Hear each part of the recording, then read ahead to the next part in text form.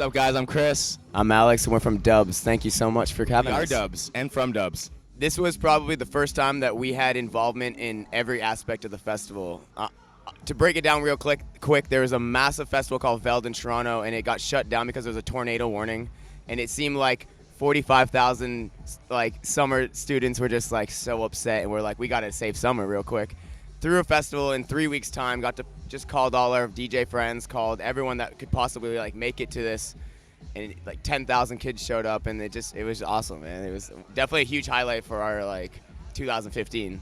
I mean, we listen to rap on a daily basis. Honestly, we produce so much EDM, and you can't just listen to EDM every day, every minute of the day. I listen to hip hop, listen to reggae, listen to dancehall, right? I listen to everything. So I mean, but Tiny Tempa, he had a record of, sometimes some people don't really understand the structure of dance music or, what's cool on a dance record, but he has the history with, Calvin, yeah, exactly. So we knew he gets the idea of dance music. So we just, when there's talent, he blessed us with a verse. He basically just gave us a verse and was like, let's do this.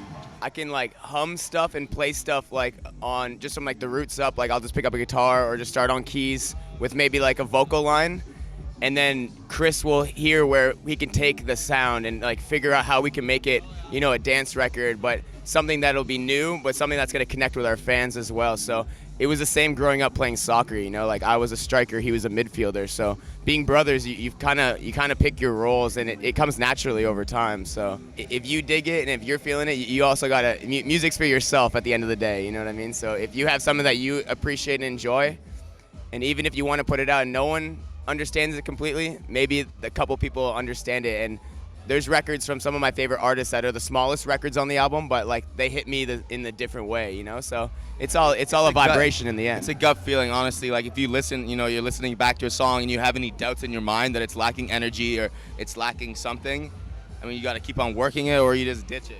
That's pretty much it. We're very lucky to have a lot of people in America that were helping us get across the border, but in the beginning we were grinding it out, and I don't know if we can even say this on camera, but we were going back and forth so many times just trying to make our initial contacts and our initial you got to build a team and you got to build people that believe in what you're trying to achieve.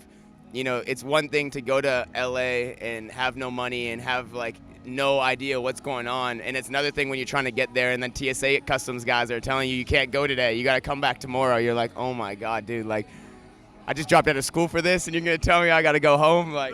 Yeah, I mean, as long as you just have a clean record and you just get all your paperwork with visas and stuff, you'll be straight. I would say being probably one of the biggest festivals in the world, it's very international. There's a lot more people coming from all over the world making 20-hour, 30-hour flights just to come here because it's 1 week of literally the best EDM experience you'll have. Tomorrowland's up there too, but this is the American version and it's 1 week of Miami craziness. So mixed with spring break, mixed with the beach and the women and 11 nightclub and all that. It's just a crazy week in general.